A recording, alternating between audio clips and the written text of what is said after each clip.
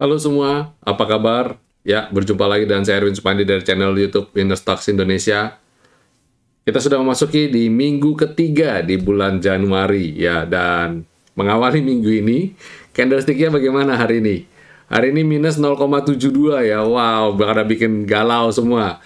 Tapi beruntung, siapa yang nonton market review kita kemarin, yang rekomendasi saya di akhir minggu kemarin. Hari ini dapat Amar ya, Amar wow keren banget, hampir 16% lebih ya, bukan hampir ya, 16% lebih hari ini.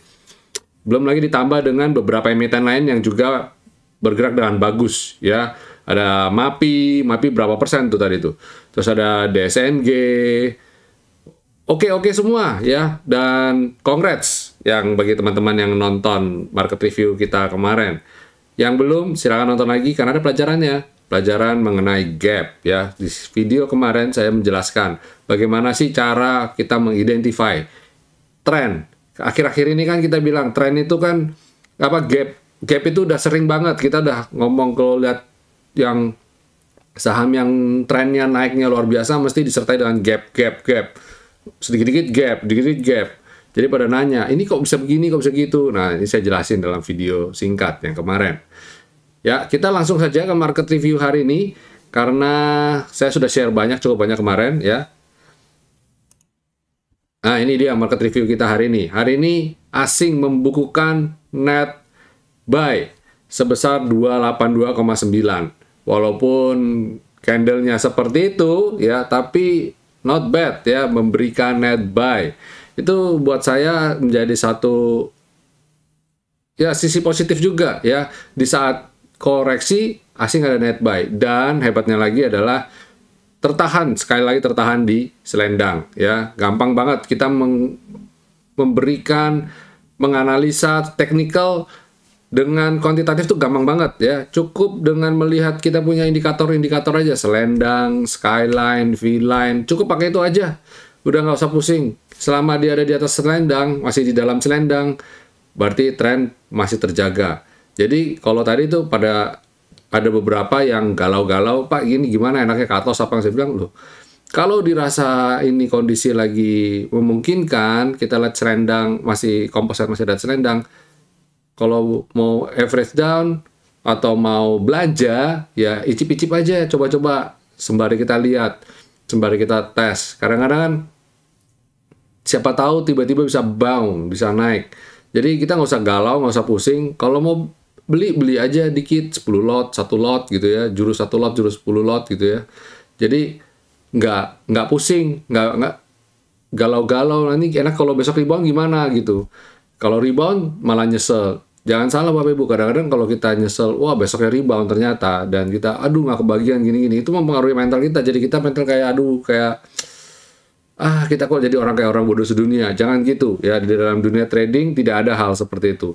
Kita yang penting di sini kita berbicara mengenai probabilitas, kemungkinan, dan kita lihat ini trennya masih oke apa enggak. Kalau kita lihat masih dalam saat yang, kalau saya lihat kayak IHSG masih sideways, masih dalam tren yang bagus di atas selendang, ya kita mau icip-icip silakan aja gitu loh. Ya, kenapa saya bilang icip-icip dulu? Karena siapa tahu besok tiba-tiba ada sentimen yang lebih buruk lagi, pemberlakuan PPKM dan sebagainya. Maksudnya PPKM yang ditingkatkan karena kasus Omikron yang meningkat dan sebagainya, tiba-tiba bam dia turun lagi. Mungkin nggak? Mungkin saja. IHSG kalau kayak begini gelagatnya, saya bilang kalau dia nggak bisa naik di atas, bertahan di atas 6.700, dia potensi swing ke 6.580-an besar sekali. Jadi kita jangan terlalu over PD bilang wah IHSG 6.770 udah IHSG bisa all time high lah dan sebagainya. Jangan dulu, kita di saat seperti ini jangan gegabah ya. Better kita wait and see, kita lihat. Kalau mau entry nggak ada salahnya untuk entry dikit-dikit. Kalau especially di saham-saham yang LQ45, saham blue chip, kalau lagi kita rasa ini kok kayak murah ya, boleh untuk invest nih, ya silakan saja gitu ya. Dengan catatan Bapak Ibu tahu resikonya ya. Dan saya mau reminder lagi juga, maksudnya bukan reminder tapi mengulas sedikit ya. Kemarin itu kan kita ada video mengenai konstruksi, kita ada ulas konstruksi juga, dan ternyata konstruksi hari ini banyak yang ARB juga ya. Nah, itu gimana tuh konstruksi yang ARB juga? Nah, saya juga sedikit mau kasih lihat chartnya ya. Untuk jelasnya Bapak Ibu silakan nonton video saya sebelumnya, search aja kupas tuntas emiten konstruksi di channel saya sudah sempat ulas. Lebih ke sisi teknikalnya sih, itu sebabnya saya mau kasih tahu, saya mau share yang dari sisi teknikal. Adikarya lihat dia jebol hari ini, Adikarya ARB ya, dan lihat dia jebol. Kalau kita lihat weekly-nya, dia cenderung bikin lower low, dan kita lihat monthly-nya, dan dia juga bikin lower low. Kalau saya bilang yang kayak begini not good ya. Emiten ini masih jauh dari katalis positif. Terus hari ini yang pemicunya, yang mungkin jadi pemicu itu salah satunya adalah waskita yang memicu. Kenapa? Karena setelah right issue bukannya bagus malah tambah ambiar, dan ngeri ambiarnya ya. Jadi kalau saya bilang, malah katanya orang bilang, wah ini harganya di bawah harga right issue dan sebagainya. Ya makanya saya bilang yang kayak begini jangan ditebus. Kalau right issue-nya untuk bayar hutang, jauh-jauh aja sama saham yang seperti ini gitu ya. Terus ada lagi Wika, PTPP, ini untuk trading aja ya, untuk trading aja, jangan untuk buy and hold. Dan di Winnersox gampang banget. Kita sudah identify untuk jauh-jauh dari barang beginian, dari emiten ini dari sejak dia di bulan November kok. Kalau anggap kita cut loss di sini, mungkin memang orang bilang wah sakit cut loss di situ gitu, tapi it helps gitu ya. Cut loss adalah salah satu cara untuk kita keluar dari downtrend berat, potensi kerugian yang lebih dalam gitu ya. Cut loss adalah seperti kayak obat gitu loh ya. Pil pahit gitu, tapi ketika kita lakukan itu berguna. Bayangin kalau Bapak Ibu cut loss di sini, nggak cut loss, ini turun sampai sini itu kira-kira masih 17%-an lagi kira-kira nih, 17%. Wow banget kan? Jadi kalau kita cut loss di sini, walaupun kita minus, tapi setidaknya minusnya nggak lebih dalam 17%. Itu PTPP. Dulu Adikarya juga sama. Ketika dia jebol ini, ke level ini udah 18% lebih ya ketika jebol Skyline, atau mungkin bahkan jebol V-Line nih. Ketika jebol V-Line sekitar 13%-an. Jadi walaupun dia dari sini ke sini kan selisih cuma 5%-an gitu kan, ya lumayan gitu, minus 5% setidaknya menolong gitu ya kan. Kalau mamanya telat cut loss baru di jebol V-Line, boleh nggak apa-apa, yang penting ini 13% selisihnya, lumayan gitu loh. Ya kan, terus Wika mungkin much better kali Wika. Tapi usia Wika, oh iya tuh Wika much better lah di 11% ketika dia jebol ini nih, dia jebol ini ya, itu minus sekitar 11%-an sampai di titik ini. Terus apalagi? Adi udah, Waskita berapa persen kalau jebol Waskita? Jebol Waskita bahkan ketika dia jebol di sini sampai ke sini tuh 30%, ngeri banget. Kalau Bapak Ibu menggunakan V-Line sebagai acuan untuk invest, untuk long term decision gitu ya, itu enak banget udah. Dengan acuan V-Line kita jebol dia V-Line, dia udah downtrend berat gitu ya. Kalau ditanya, Pak ini kenapa ARB semua sih? Ya nggak usah ditanya kenapa ARB semua. Kita lihat chartnya aja, chartnya udah downtrend berat kayak gini. Pertanyaannya adalah kenapa kamu masih mau beli? Untuk umpamanya saya mau beli ini karena harganya murah. Saya sudah bilang berkali-kali, harga murah itu relatif ya. Sama seperti Bapak Ibu melihat satu barang, anggaplah kalau mobil lebih gampang lah mobil. Antara analogi ini tepat nggak ya? Let's say, anggap mobil Mercy sama mobil Toyota umpamanya. Toyota memang lebih murah, Mercy lebih mahal, jauh lebih mahal. Tapi dari sisi nilai value kan berbeda gitu loh. Jadi kita nggak bisa compare apple to apple. Nilai suatu saham atau suatu barang itu murah, ini murah banget atau enggak. Jadi kita harus lihat nilai intrinsiknya juga. Saya di sini tidak dalam kapasitas untuk membahas fundamentalnya. Tapi saya di sini lebih untuk membahas teknikalnya. Kalau kita berbicara mengenai teknikal, udah deh, that's it. Kalau saya lihat chartnya downtrend, saya jual. Udah gitu aja sesimpel itu, dan saya tidak akan beli dulu. Banyak loh, saya sudah warning konstruksi berkali-kali. Silakan Bapak Ibu nonton, bahkan nggak cuma sekedar video YouTube ini saja, di live IG saya juga sudah warning ya. Jadi Bapak Ibu, please. Jadi kalau kayak gini, kalau ini enaknya cut loss apa enggak, Pak? Sorry, saya bilang. Kalau saya cut loss. Kalau saya. Daripada ini, saya mending pindahin ke saham lain yang lebih bagus sentimennya. Udah itu aja gitu. Jadi, kalau sayang, kalau merasa eman-eman, kalau merasa ini, aduh, mungkin peluangnya masih bisa naik. Ya udah, buang separuh dulu aja. Lebih baik daripada kita turunnya berlarut-larut, itu kan bahaya banget gitu ya. Ya, itu saya mau bagiin sedikit. Jadi ada dua hal yang saya bagiin hari ini, yaitu saya mereview sedikit mengenai gap tadi, dan saya mau bahas mengenai konstruksi tadi ya, apa yang terjadi di pasar hari ini. Itu market review kita. Dan kalau kita lihat composite-nya, dia masih sideways, cenderung masih sideways, walaupun cenderung naik, trennya cenderung naik, yes, karena dia masih ada di atas lendang, itu bagus ya, masih bagus. Kita bertahan aja dulu, selama dia tidak ada di atas 6585, dia nggak jebol 6585, saya bilang manfaatkan momentum ini untuk buy on weakness. Ada beberapa saham mungkin yang kita lihat valuasinya bagus, lagi diskon, ya silakan Bapak Ibu berpikir untuk entry. Oke, dan hari ini transaksinya sayangnya kecil, 8,88 triliun saja, ya, dengan volume yang low, tercatat volume low. Jadi kalau saya lihat kayak gini, ya wajar lah ya, candlenya merah, hari Senin gitu loh. Saya berharap minggu ini hijau tetap, Pak. Saya kan buat market review minggu kemarin, saya optimis di minggu ketiga ini IHSG bakal hijau. Kalau lihat composite-nya, dia kan kayak begini. Saya berharap dia bisa mantul, bisa naik ini. Bisa nggak? Bisa banget. Kita lihat beberapa yang dia ekornya panjang-panjang gitu, ekor panjang-panjang. Bisa aja ya. Jadi kita pray for the best lah untuk IHSG ya. Kalau lihat composite sih pada dasarnya masih oke. Januari efek sih jangan khawatir, masih oke kok. Tapi kita nggak usah terlalu pikir IHSG juga. Buktinya apa? Buktinya saya bikin market review kemarin 5 emiten jalan ya, masih oke banget. Jadi congrats ya, sekali lagi congrats buat yang nonton dengan setia channel YouTube ini. Kita bagikan stock pick ya bagi Bapak Ibu untuk jadi panduan lah setidaknya trading itu mau seperti apa. Lebih bagus lagi jika Bapak Ibu mau lebih dapat yang lebih maksimal, silakan bergabung dengan channel YouTube kami Winner Stocks Indonesia. Membership, belajar trading dengan baik dan benar menggunakan money management, menggunakan risk management. Tradingnya udah ada panduannya.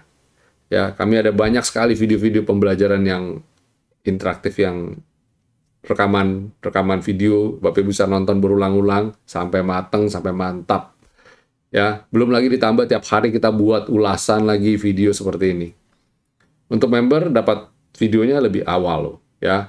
Oke, kita masuk secara sektoralnya. Sektoralnya bagaimana?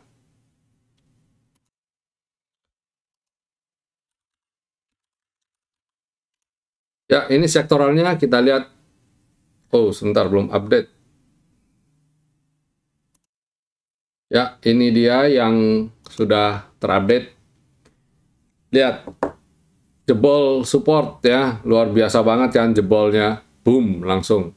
Jadi menggunakan V-line itu gampang banget ya. Kalau udah kayak begini kita udah tahu berarti dalam tren yang buruk ya, sektor basic kita hindari dulu. Terus habis itu sektor consumer cyclicals.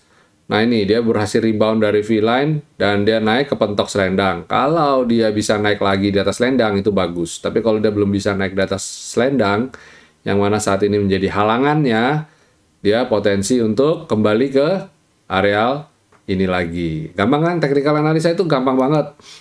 Terus habis itu energi, sektor energi selama ada di atas selendang, walaupun dia modelnya candlenya kayak begini, tapi dia ada dalam tren naik yang bagus. Jadi silakan hold. Atau kalau mau beli silakan diintip ya, dicip-cip. Terus sektor finance. Nah, ini juga tertahan di sektor apa, di daerah support selendang.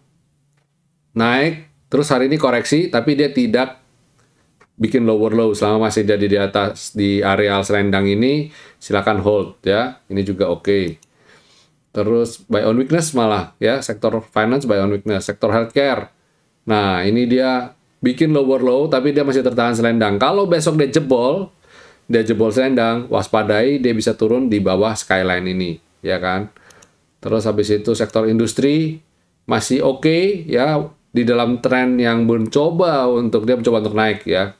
Dia tadi saya udah happy aja tuh dia breakout. Wah, industri breakout, tapi ternyata dia swing. Tapi good news-nya dia masih tertahan di level selendang, masih oke. Besok saya berharap dia bisa naik lagi. Infrastruktur jebol V-line, nggak bisa naik, ketahan V-line, dia turun lagi. Nah, ini yang saya bilang trennya jelek. Jadi, selama ada di bawah V-line, hindari dulu, ya. Sektor ini hindari dulu. Sektor consumer non-cyclicals, ini juga sama. Selama dia ada di bawah V-line, lihat. Bahkan selendang aja nggak mampu naik di atas V-line. Lihat, cenderung downtrend, ya. Hindari. Properti pun sama. Sejak jebol V-line sampai hari ini dia buruk, ya, mimpi buruk.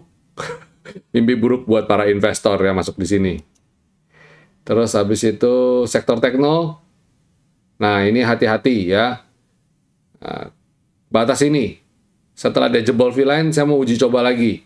Dia sempat naik, dia hari ini turun lagi. Nah, ini kalau dia jebol ini goodbye sudah, ya. Terus sektor transportasi terakhir, nah ini kayak sektor energi.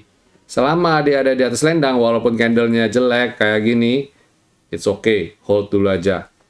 Ya, itu jadi saya gampang cara contoh analisa teknikal melalui chart sektoral, ya. Gampang banget kan? Jadi pemula pun bisa, ya. Kita bisa, pemula pun bisa, setidaknya bisa tahu arah tren dan ini layak beli apa nggak layak beli. Oke, lanjut di rekomendasi. Saham apa sih yang bisa kita rekomendasikan untuk Bapak Ibu perdagangan esok hari tanggal 18 Januari 2021. Untuk besok ada BBNI. Wah, BBNI saya sudah rekomendasi di tanggal kemarin saya rekomendasi ini, saya rekomendasi ulang, ya. Lihat. Karena apa? Chartnya bagus banget soalnya. Di antara sektor finance dia bagus banget ini, ya. Dia berhasil breakout. Ini targetnya. Nah, dia berhasil breakout 7175. Ini oke banget. Jadi, good ini BBNI. Lanjut, habis BBNI ada Indi. Indi juga bisa dicermati. Kenapa saya bilang cermati? Karena dia pada dasarnya masih dalam bergerak di sini dan dia disupport. Besok kalau dia bisa lanjut naik lagi, silakan, ya. Ini kalau bicara Indi, sekalian saya ulas Adaro. Adaro juga sama. Dia walaupun koreksi, tertahan di support. Kalau besok dia lanjut naik, bagus. Especially dia bisa kembali ke atas selendang. Tapi kalau dia jebol selendang, anggap saya nggak ngomong rekomendasi ini. Lupakan, ya. Terus ada Arto. Nah, Arto ini juga menarik, Arto. Kenapa saya bilang menarik? Karena dia tadi sempat naik dan dia masih ada di level resist di tren naik yang cukup kuat, berpotensi kuat untuk bisa breakout all time high-nya. Ini juga oke, sektor finance, ya. Dan ada juga ASA. Nah, ASA ini juga walaupun dia bikin galau, tapi saya lihat dia trennya pada dasarnya memang berusaha untuk naik. Besok kalau dia kembali naik di atas skyline, di atas 3.450, silakan beli lagi, ya. Terus ada selain ASA ada sudah 5. Ya, itu dulu cukup. Udah 5 lebih bahkan, ya. Itu tren kita untuk besok, ya.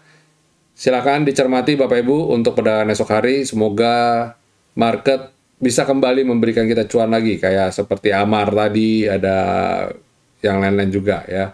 Amar juga kayaknya masih oke deh. Harusnya masih oke. Ya. Oke, itu market review dan rekomendasi kita untuk perdagangan tanggal 18 Januari 2021. Ya, itu ulasan kita terakhir. Berikut sudah saya bikinkan video untuk perdagangan tanggal 18 Januari 2022.